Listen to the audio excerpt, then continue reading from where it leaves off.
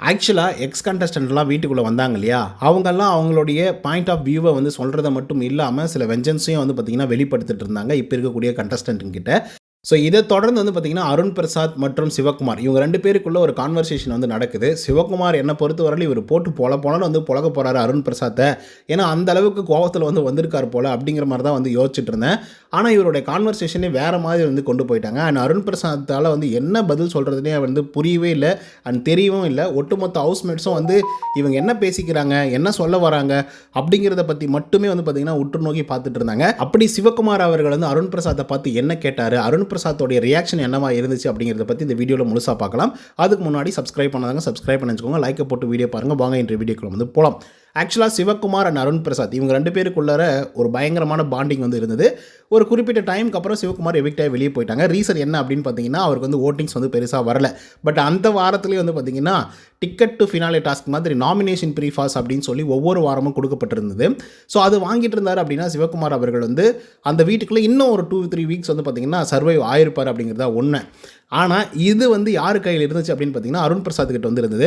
பொம்மை டாஸ்க் வந்து நடைபெற்றது. அதில் வந்து சிவகுமாருக்காக அருண் பிரசாத் அவர்கள் தான் விளையாடிருப்பாப்பில். ஜெப்ரியா சிவகுமாரா அப்படின்ற போது அருண் பிரசாத் வந்து பார்த்தீங்கன்னா ஜெப்ரியோட பொம்மையை போய் உள்ளார வந்து வச்சிருப்பாங்க. ஸோ இதனால் சிவகுமார் வந்து தோற்றுருவார். ஸோ அதனால் அவருக்கு வந்து நாமினேஷன் ப்ரீஃபாஸும் வந்து கிடைக்காம போயிடும். அதனால் அதாவது அந்த வாரத்திலே வந்து பார்த்தீங்கன்னா எவிக்டாக வெளியே போயிடுவார். ஸோ அதோட வெஞ்சன்ஸை வந்து வெளிப்படுத்துவார் அப்படின்னு சொல்லி பார்த்தா இவர் ஒவ்வொரு தடவையும் போய் எல்லா இடங்கள்லையும் எக்ஸ்ப்ளனேஷன் கொடுக்குற மாதிரி பழைய விஷயங்கள்லாம் எடுத்து பேசி அருண் பிரசாத் நீங்கள் இந்த மாதிரி பேசியிருக்கூடாது, விஜய் விஷால் கிட்ட என்னை பற்றி இவ்வளோ தூரம் தப்பாக பேசியிருக்கீங்க, அவன் ஒரு மாதிரி ரியாக்ஷன் கொடுக்குறான், அவன் இந்த மாதிரி பண்ணுறான், இப்படி நீங்கள் பண்ணியிருக்கக்கூடாது அப்படிங்கிற மாதிரி நிறைய எக்ஸ்ப்ளனேஷன் வந்து சிவகுமார் அவர்கள் வந்து கொடுத்துட்டே இருக்காரு. அதுக்கு அருண் பிரசாத்தோடைய ரியாக்ஷன் என்னவா இருக்குன்னா, இல்லை ப்ரோ நான் இப்படி பண்ணல ப்ரோ அப்படி பண்ணல ப்ரோ அப்படின்ற மாதிரி தான் வந்து சொல்லிட்டு இருந்தாங்க. பட் முத்துக்குமரனுக்கு இந்த சில விஷயங்கள்லாம் வந்து தெரிஞ்சிருக்காது ஒரு சுச்சுவேஷனில். ஆனால் நீங்களாக போய் ஒரு விஷயத்தை சொல்லி கன்வே பண்ணி அவங்ககிட்ட இருந்து ஒரு டெசிஷன்ஸ் வந்து நீங்கள் கேட்டு வாங்கியிருந்தீங்க. அது வந்து ரொம்ப மோசமாக வந்து இருந்தது. ஏன்னா நான் வந்து அவ்வளோ தூரம் உங்களை வந்து உண்மையாக நம்பினேன். நான் வந்து அனுமன், நீங்கள் தான் ராமர் அப்படிங்கிற லெவலுக்கெல்லாம் வந்து இருந்துட்டு இருந்தேன். ஆனால் நீங்கள் இந்த மாதிரி போய் பின்னாடி பேசுகிறதெல்லாம் எனக்கு வந்து சுத்தமாக பிடிக்கவே இல்லை அப்படிங்கிற மாதிரி வந்து சொல்லிட்டு இருந்தார்.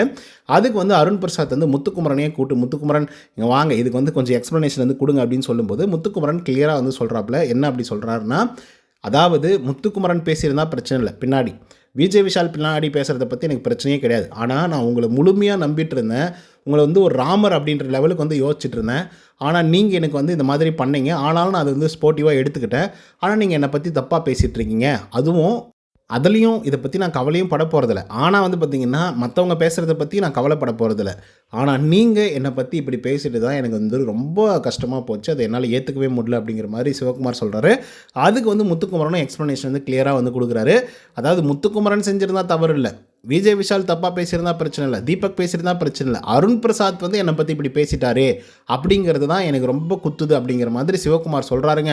அருண் பிரசாத் கொஞ்சம் பார்த்து பேசுங்க. அதே மாதிரி நீங்கள் மற்றவங்ககிட்ட விமர்சனம் பண்ணும்போது என்னை பற்றி என்கிட்டயே நீங்கள் டேரெக்டாக வந்து பேசியிருந்துருக்கலாமே அப்படின்ற ஒரு கேள்வியும் வந்து வச்சுருக்காரு.